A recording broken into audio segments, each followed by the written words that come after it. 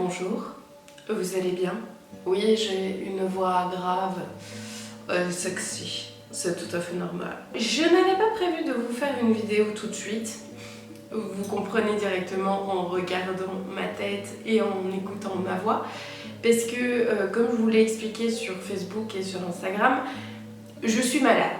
Le désir de création est plus fort que tout. Et les conditions actuelles, le contexte actuel fait que j'avais quand même fort envie de vous faire cette vidéo qui, je pense en tout cas, peut être intéressante pour vous. D'autant que j'ai pas vu beaucoup de youtubeurs parler du coronavirus en fait sur YouTube. J'en ai même pas vu. Il faudrait peut-être que je cherche un peu plus, mais j'ai vu beaucoup d'informations, de journaux, de choses contradictoires. Et je me dis, en ces temps où tout le monde est un petit peu coincé à la maison, regarde potentiellement des vidéos YouTube, ça peut être cool quand même que je vous en parle et que je vous partage simplement mon avis. Vous en faites ce que vous voulez, vous faites votre shopping dedans, vous croisez les informations, vous ne prenez surtout pas ça pour du pain béni, c'est très important. Une première chose, c'est que je n'ai pas voulu vous inquiéter sur Facebook et sur Instagram par rapport à mon état de santé parce que voilà, c'est pas en 2 lignes que je peux vous expliquer ça et j'aurais eu du mal à vraiment vous répondre, mais je profite en tout cas de cette vidéo pour vous en parler, puisqu'il est légitime de se demander si je n'ai pas le coronavirus. La réponse à cette question est ni oui ni non, c'est-à-dire que ce sera peut-être. Pas dans sa forme la plus agressive, mais en effet, je me suis posé la question parce que les conditions font que, en effet, c'est une probabilité qui n'est pas à écarter tout de suite. En gros, j'ai été au contact de ma petite nièce qui a été très malade et qui elle a été au contact de pas mal de gens et elle est dans une région où il y a visiblement pas mal de cas. C'est d'abord ma belle-maman qui a été contaminée et ensuite moi. J'ai commencé à avoir des symptômes de type un petit peu grippaux, quoique j'ai déjà eu la grippe, c'est un poil différent, mais avec écoulement nasal, tout sèche, des maux de tête. Et là ça fait une semaine à peu près que je suis très faible. D'ailleurs en vous faisant cette vidéo je sens que voilà, ma tension n'est pas au top et j'ai encore fort mal à la tête et je suis extrêmement fatiguée. Je ne fais que me reposer, mais il n'y a rien de très grave en soi. Et si je vous dis ça, c'est pour vous dire aussi qu'à l'heure actuelle on affiche pas mal de chiffres par rapport au coronavirus. Tout ça, ce sont les cas qui sont déclarés parce qu'il y a beaucoup de gens qui sont malades et qui ne sont pas dépistés. Tout simplement parce que même si j'en avais très envie, si j'arrive à l'hôpital et je dis voilà écoutez je pense avoir le coronavirus et je voudrais être dépistée, on va probablement me dire non parce que je n'ai pas voyagé, j'ai du mal à prouver que j'ai été au contact de quelqu'un qui a probablement été en Asie ou des choses comme ça, on va me refuser le test et je ne présente pas des symptômes suffisamment forts au point d'être hospitalisée et d'avoir besoin d'une assistance respiratoire. Parce que le coronavirus c'est ça aussi, c'est des cas graves mais il y a aussi beaucoup de gens qui vont présenter une forme type grosse grippe. Ces cas-là ne sont pas recensés. Tout ça pour vous dire qu'il y a probablement beaucoup plus de gens porteurs sains ou malades, mais qui ne le savent tout simplement pas. Et donc je ne pourrais sans doute jamais confirmer l'hypothèse que j'ai le coronavirus. C'est pas très grave, mais c'est un point quand même important dans la prise de conscience par rapport à l'ampleur de cette épidémie. Alors je pense qu'on vit une période très intéressante pour le coup. C'est quelque chose que je sais pas si beaucoup de gens avaient anticipé. Moi pas du tout. C'est finalement une période où beaucoup de choses vont être remises en question. Notre façon de travailler, notre façon de consommer, notre relation aux autres. Finalement, tout est dans une période de chamboulement. Anthropologiquement parlant, moi personnellement, je trouve ça très intéressant. Alors je ne suis pas en train de dire que c'est une période très positive. J'essaye par contre de voir plutôt le verre à moitié plein au lieu du verre à moitié vide et j'essaye de voir les choses positives que ça pourra amener par la suite parce que je suis certaine qu'il y en aura. Pour moi, la première chose positive que je vois, c'est la remise en question de notre système de travail. Alors je suis pour le télétravail, je pense que écologiquement c'est quelque chose de très bien, je pense qu'au niveau de la gestion de son temps avec sa famille, des contraintes éventuelles qu'on peut avoir, je trouve ça très positif. Je pense qu'au niveau psychologique, maladie éventuelle, il y a plein d'études qui montrent que ça fait beaucoup de bien aux travailleurs et pour des profils stressés du type moi, des gens très anxieux au contact des autres, c'est quelque chose qui peut vraiment les aider à être bien dans leur travail. Fatalement, ici on est dans une période tellement extrême qu'on est obligé de proposer du télétravail, voire un arrêt total des activités. C'est pas positif là maintenant parce que c'est quelque chose qu'on n'a pas du tout anticipé. Par contre, si la plupart de nos sociétés avaient développé le télétravail, on gérerait sans doute ça mieux au niveau des entreprises. Alors on dit souvent oui, mais il y a des entreprises pour lesquelles c'est possible, il y a des postes pour lesquels c'est possible, d'autres pour lesquels c'est pas possible. Je pense que dans la majorité des cas, il y a plein de choses qui sont possibles. Je dis pas full télétravail, mais ça peut être 1 jour, 2 jours par semaine ou des postes à mi-temps de télétravail. Je pense que si c'est réfléchi, et si pour le coup il n'y a pas vraiment eu le temps de le faire, on a été plongé dedans. Je pense que si c'est vraiment pensé, et peut-être qu'on sera amené justement à le penser parce que cette épidémie, elle va peut-être se reproduire, ben, c'est peut-être des choses très cool qui vont en ressortir. Ce qui est très cool aussi, c'est qu'il y a plein de gens qui étaient dans un rythme effréné au niveau du travail et qui maintenant, avec un lockdown très très probable, on va le savoir très vite, ont du temps pour eux et pour la première fois, ils s'arrêtent dans ce rythme et se retrouvent avec leur famille. Et je pense qu'il y a des gens qui vont avoir une prise de conscience par rapport à ça et qui vont se dire purée, le rythme que j'avais en fait tant que j'étais la tête dedans, je me disais que j'avais pas le choix et que c'était comme ça. Et maintenant quand je vois la qualité de vie que j'ai eue avec ma famille, le temps précieux que j'ai pu passer avec mes enfants, avec mon conjoint, c'est des choses que je veux pas perdre. Et ça c'est vraiment probable que ça arrive. Il y a aussi l'aspect vraiment écologique du truc. On voit qu'à partir du moment où la Chine a tourné au ralenti au niveau des émissions de CO2, au niveau de la pollution, il y a vraiment eu quelque chose de significatif.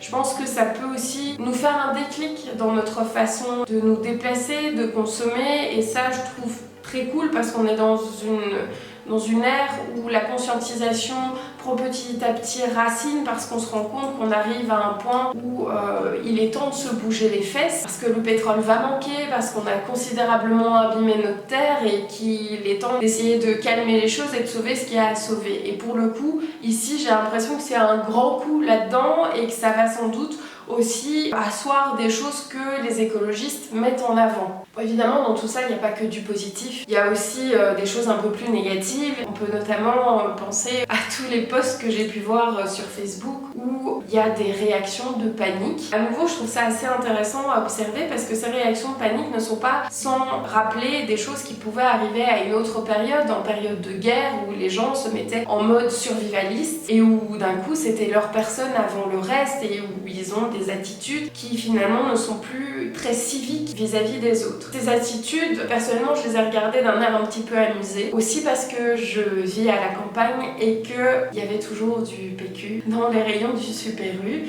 et que les gens ne se sont pas rués dans le supermarché pour tout vider, qu'il y avait la même quantité qu'il y avait habituellement et que donc quand mon mari est allé faire les courses puisque moi j'étais malade, et bien il a pu choisir 6 rouleaux de PQ. Nous n'avons pas fait des grandes réserves, il nous manquait simplement un peu de papier toilette et donc nous avons pris un petit paquet avec 6 rouleaux et il est allé à la caisse. Il s'est même dit j'espère que les gens vont pas s'imaginer que je fais du stock alors qu'on en a juste plus puisqu'on en arrive à ce genre d'aberration. Ça m'a permis moi d'avoir un certain détachement par rapport à ça. Je peux totalement comprendre à l'inverse que quand les gens vont faire leurs courses parce qu'ils n'ont plus de papier toilette à la maison et qu'ils arrivent devant un rayon vide, il y a une sorte d'exaspération face à ça en se disant mais est-ce que c'était nécessaire de vider tout le rayon? Je ne sais pas à l'heure actuelle pourquoi il y a une fixette sur le papier toilette, quand bien même on n'aurait plus de papier toilette.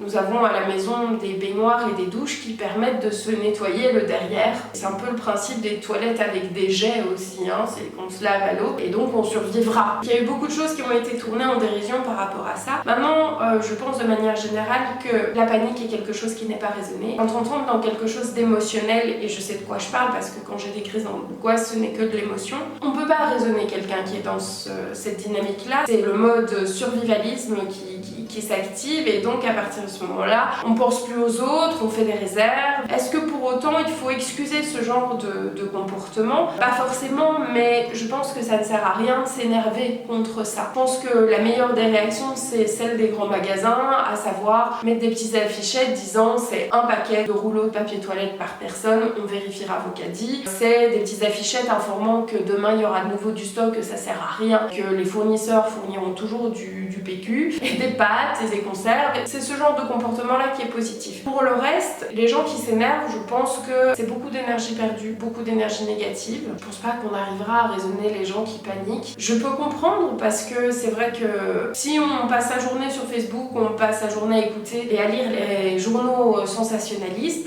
on peut rapidement avoir l'impression qu'on va nous empêcher très bientôt de faire nos courses et qu'on pourra plus du tout bouger. Le fait est que si on réfléchit un petit peu posément, on se rend bien compte qu'on va pas empêcher les gens de manger. On a tous besoin de manger. Même s'il y aura de très grandes restrictions quant à nos mouvements, on pourra toujours s'alimenter d'une manière ou d'une autre. Il y a une deuxième attitude qui, selon moi, pose problème, c'est tous les gens qui traitent ces gens qui paniquent de cons, de connards. Et j'en ai vu beaucoup. J'ai vu beaucoup de messages sur Instagram, beaucoup de petites vidéos, beaucoup de posts Facebook qui jugeaient énormément et de gens qui assouvissent une certaine pulsion d'ascendance vis-à-vis de ces gens-là, un côté paternaliste, voire hautain, que je ne trouve pas meilleur pour autant. Traiter les autres de cons et passer son temps à les traiter de gros connards, de je sais pas tout quoi, c'est pas très sympa pour son prochain. Et ensuite, dans la construction personnelle, je ne pense pas que ce soit très positif d'être tout le temps dans cette espèce de grogne vis-à-vis de l'extérieur. Je dis pas que je pense pas que c'est très bête de faire des stocks de rouleaux de papier toilette, mais comme vous le voyez, ça me fait rire, c'est tout ce que ça fait.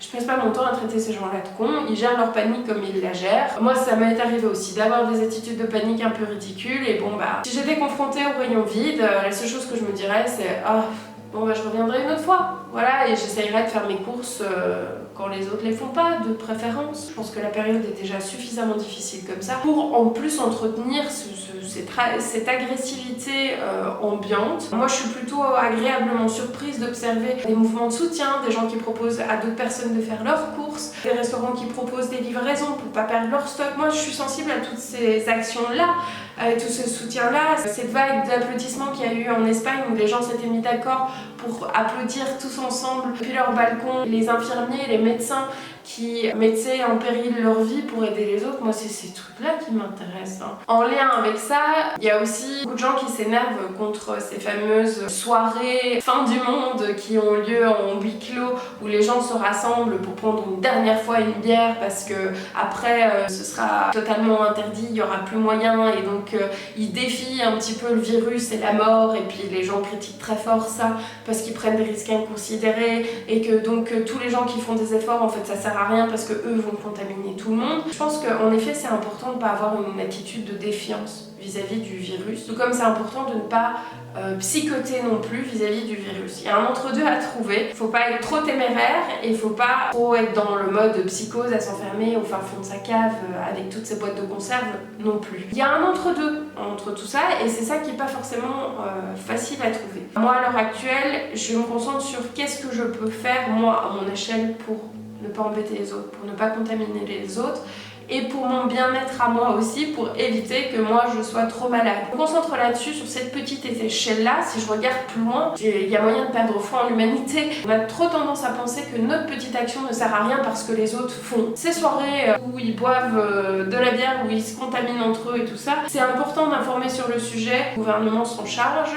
ou des vidéos YouTube, mais après les gens ont la liberté ultime de faire ce qu'ils veulent. Ils seront punis, ils seront pas punis, je veux dire à partir de ce moment-là, c'est pas moi qui fais la loi, c'est pas moi qui vais faire justice, c'est plus mon problème. Moi je mets ça de côté, parce que c'est extrêmement négatif et ça ne m'apporte rien. Au niveau des choses qu'on peut faire concrètement, je pense que c'est assez simple. Il y a des mesures dont on parle partout. C'est pas grand chose et pourtant je pense que c'est important. Le fait de se laver régulièrement les mains, je fais que moi c'est un truc que je fais tout le temps. De base, je me lave les mains quand je vais aux toilettes, je me lave les mains quand je cuisine, je me lave de manière générale les mains parce que je touche du gluten et comme je suis allergique, je me lave encore plus. Je passe mon temps à laver mes mains. Donc pour moi, ça change pas grand chose, mais si ça peut inciter des gens à se laver plus souvent les mains, c'est cool. Le fait de tousser dans ses mains ou de tousser dans son coude, je le faisais déjà aussi, donc moi ça me demande pas un gros effort, mais c'est cool, c'est bien qu'on le dise, c'est comme ça aussi qu'on l'apprend à ses enfants pour éviter de propager des microbes. Le fait de rester simplement chez soi et de respecter ça, si jamais vous habitez dans un petit appart et que vous voyez mal passer 45 jours dans ce petit appart sans sortir du tout, prenez peut-être votre voiture dès maintenant et allez peut-être dans la maison de vos parents et restez avec vos parents, la maison familiale. Mais c'est important de respecter ça. Moi je suis malade, c'est mon mari qui est allé au supermarché parce que bon ben il est peut-être porteur, mais porteur sain du virus. Il l'a jusqu'ici en tout cas pas développé, mais moi je ne veux pas aller dans le supermarché potentiellement contaminer tout le monde. J'évite de faire des bisous à tout le monde, je garde mes distances, j'aère pas mal la maison pour éviter de rester dans un espèce d'atmosphère de microbes qui, je pense, n'est pas bonne. Voilà, je prends mon mal en patience et je me dis, cette action-là, même si j'ai envie de voir des gens et que c'est pas très agréable, eh ben c'est pas grave, je le fais pour moi, je le fais pour les autres. Et bon, il y a plus terrible que de rester enfermé chez soi avec le confort moderne qu'on a. On a internet, on a la télé, je veux dire, on a des jeux de société, des consoles.